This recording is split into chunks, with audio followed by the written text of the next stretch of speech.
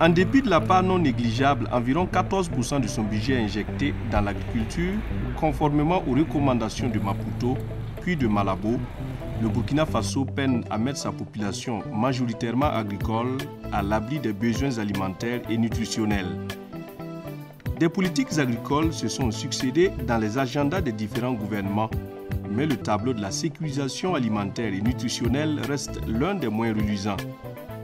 L'État va donc solliciter davantage le secteur privé à jouer une partition plus importante dans le soutien à l'agriculture. Nous devrions faire un pas pour reconnaître que dans notre pays, si nous voulons un bon qualitatif, nous devons donner également une place au privé. Nous sommes convaincus que lorsque vous produisez, vous avez besoin de l'implication du privé. L'appel lancé au privé trouve un écho dans l'initiative du gouvernement américain au sommet du G8 en 2012. Une initiative baptisée NASAN, Nouvelle Alliance pour la sécurité alimentaire et la nutrition, et dont les géniteurs s'appellent les États-Unis, l'Union européenne, l'Allemagne, la France, le Japon. Voilà, ça exclut, ne sont pas concernés dedans, parce que ce sont des partenaires multilatéraux, notamment la Banque mondiale. Voilà, la Banque mondiale, comme vous le savez, a de gros investissements dans le domaine agricole, mais n'est pas concernée par cette nouvelle alliance. Le G8 a pris l'initiative de lancer cette nouvelle alliance qui, semble-t-il, avait pour objectif de permettre aux pays africains subsahariens de pouvoir sortir de leur insécurité alimentaire. À terme, ça devrait permettre donc d'apporter de nouveaux capitaux, notamment à travers le secteur privé. La nouvelle alliance concernait donc les pays du G8 et 10 pays africains, dont le Burkina. En Afrique subsaharienne, ce sont environ 50 millions de personnes, dont 1 600 000 Burkinabés qui sont ciblés pour être tirés de leur situation de pauvreté d'ici à 2022 grâce à cette nouvelle alliance. L'ambition nécessite une grande mobilisation des capitaux. Le soutien des bailleurs de fonds se veut on ne peut plus consistant.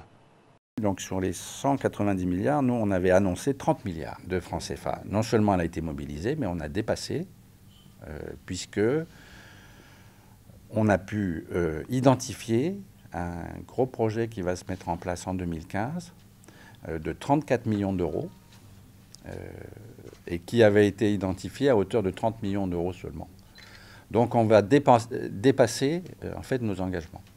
Des appuis substantiels destinés à donner un coup de fouet à l'agriculture en Afrique et à améliorer la qualité de la nutrition dans les pays engagés dans la NASAN.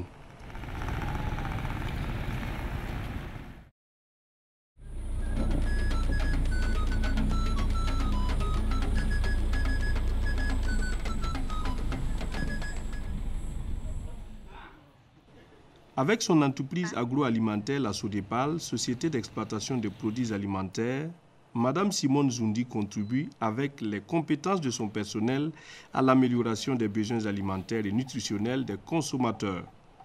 Dans un environnement économique difficile, la Sodepal, à l'instar de 9 autres entreprises burkinabées engagées dans la NASAN, est spécialisée dans la transformation et la commercialisation de produits alimentaires, mais aussi l'exploitation agricole, limitent leurs activités dans les contraintes financières qui sont les leurs. La recherche de financement apparaît donc comme une nécessité pour la survie de ces entreprises et la NASAN va être l'objet de tous ces espoirs. Il s'agit de trouver les financements nécessaires. Il faudrait que les partenaires acceptent de venir partager avec nous la création de ces unités et leur accompagnement pour contribuer à développer les produits souhaités au niveau de l'agroalimentaire essentiellement pour contribuer donc à la sécurité alimentaire et nutritionnelle selon donc les perspectives que j'ai la rencontre, la nouvelle alliance avec G8. Depuis la naissance de la NASAN, les entreprises engagées dans la production ou la transformation scrutent encore les horizons à l'image de Seydou Ouedraogo, producteur de sésame de Picou. Il y a eu une incompréhension dès le départ. Parce que dès le départ, les gens ont pensé que c'était un projet qui venait avec du cash flow, de l'argent pour appuyer les gens. Alors que, en fait, c'est des gens qui sont venus pour accompagner. Depuis 2013, nous avons Grow Africa, qui est une organisation internationale qui a bien voulu nous approcher et apporter donc ses compétences dans la recherche des partenaires. Mais à ce jour, je ne pense pas que nous ayons atteint les résultats souhaités. Je ne vois pas de résultats concrets. Dans nos financements, on n'est pas en appui à des entreprises. On travaille avec le gouvernement burkinabé, c'est une coopération bilatérale. Et donc, les bénéficiaires, ce sont les populations. Et donc, nos conventions, c'est avec le ministère de l'Agriculture, enfin, ministère des Finances, mais bien sûr qui délègue au ministère de l'Agriculture s'agissant de projets de développement rural. Voilà, on n'est pas en direct avec des entreprises. Ça, c'est pour ces financements-là. Maintenant, on a d'autres financements qui sont des financements aux ONG, organisations non gouvernementales. Et là, l'AFD, l'Agence française de développement, soutient un certain nombre d'ONG françaises qui interviennent ici au Burkina Faso, notamment l'AFDI, notamment FERT, notamment Acting for Life, etc. Total annoncé de 190 milliards de francs CFA. Et beaucoup d'acteurs au niveau des agropoles comme Bagré qui attendaient ces nouvelles ressources et qui avaient cru au départ que la Nassane allait apporter, donc ont commencé à déchanter. Ils ont compris qu'il fallait trouver les financements avec des partenaires et pour venir maintenant être opérationnel à Bagré. Bon, tous ces gens ont désisté. Parce que quand on a dit qu'en réalité ce sont des mécanismes et un ensemble de mesures qu'on doit mettre en place pour permettre donc au privé d'investir, mais ce n'est pas ça le deal au départ qu'on avait compris. Au-delà de l'incompréhension entre acteurs de la Nassane, se pose la question de la sécurisation des petits producteurs pratiquant l'agriculture familiale pour les besoins de la consommation locale. Cette année, l'État a mis 7 milliards. 7 milliards pour permettre à la SONAGES de reprendre, d'acheter les produits qui sont sur le bras des producteurs. L'État ne devrait pas être le principal client. L'État intervient pour les stocks de sécurité parce que nous devons les reconstituer. Il intervient également pour la reconstitution des stocks d'intervention. Cette stratégie de partenariat privé que nous avons développée, nous devrons, et puis avec le code d'investissement que nous allons bientôt partager avec l'ensemble des acteurs, nous devons pouvoir gérer ces questions de financement du monde rural, évidemment. Le privé, il vient d'où? Quand vous regardez un peu le tissu économique de nos pays africains, les pays comme le Burkina Faso, on peut effectivement douter que le secteur privé que nous avons aujourd'hui puisse financer de façon structurante notre agriculture. La plupart du temps, l'analyse que nous en faisons, c'est que beaucoup d'acteurs privés sont beaucoup plus intéressés par l'accaparement des terres. Lorsqu'on nous dit oui, accaparement de terres, je sais que vous posez la question de la nouvelle alliance sécurité alimentaire et nutritionnelle au Burkina Faso. Et je voudrais donc vous dire une fois pour toutes que lorsque vous regardez actuellement sur les 10 sociétés burkinabèques qui ont souscrit dans le cadre donc de cette Nassane, il n'y a que 2 qui sont dans le domaine de la production, qui est donc votre domaine. Lorsque nous en avons fait le bilan avec notre campagne de plaidoyer cultivant avec d'autres partenaires comme la CPF, la Confédération paysanne du Faso et Oxfam, nous disons que le bilan est mitigé parce que les capitaux qui étaient attendus dans notre compréhension dans les pays du Sud, on ne les a pas vus.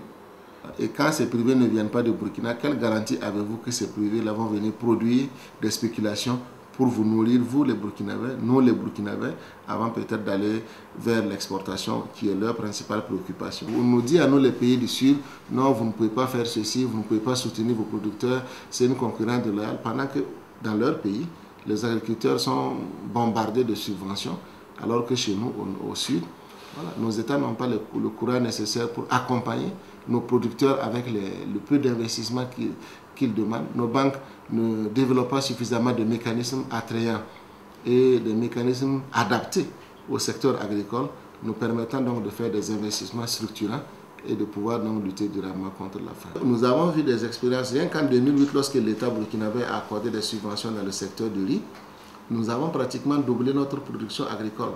Et je vous avais dit déjà que je vais veiller. En tout cas, pour le temps que je serai là, on veillera à ce que les intérêts des producteurs, des exploitations familiales agricoles ne soient pas du tout lésés.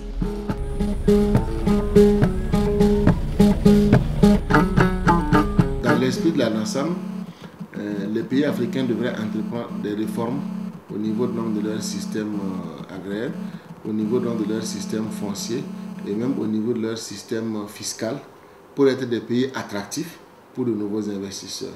Nous, la France, mais d'autres partenaires également, l'Allemagne, on a souhaité travailler sur les aspects fonciers. Voilà, et que le pays avance sur la loi sur le foncier, etc. Il y a eu quelques avancées de fait. Beaucoup de partenaires, les ONG sont vigilants sur cette question-là. Donc c'est une bonne chose. Déjà, on a mis le focus sur cet aspect-là. Alors maintenant, il faut arriver à concrétiser ça par la sortie de cette loi foncière.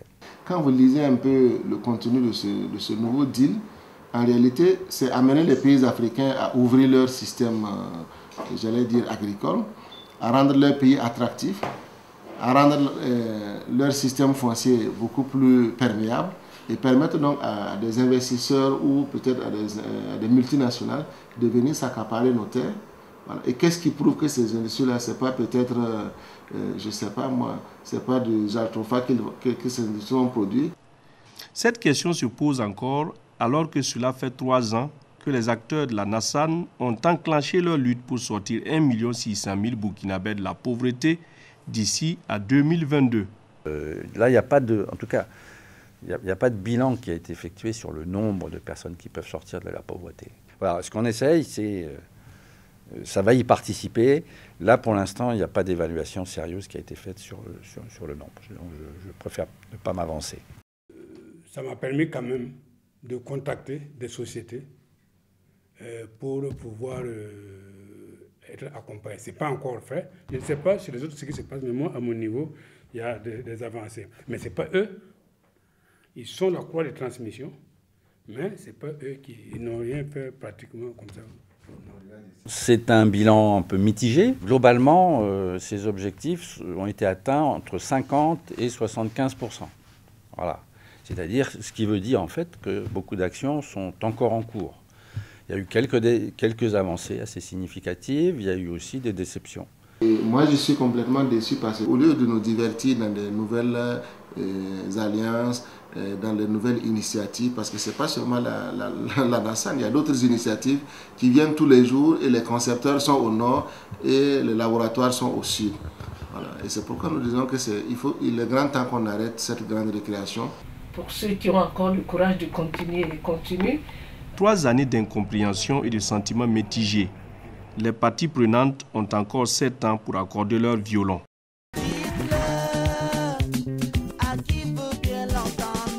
Je mange, tu manges, il mange, on mange. On va faire comment? Vous n'avez qu'à démerder. Je mange, tu manges, il mange, on mange. Le reste? Vous n'avez qu'à débrouiller. Je mange, tu manges, il mange, on mange. Le reste? C'est quoi? Vous n'avez qu'à démerder.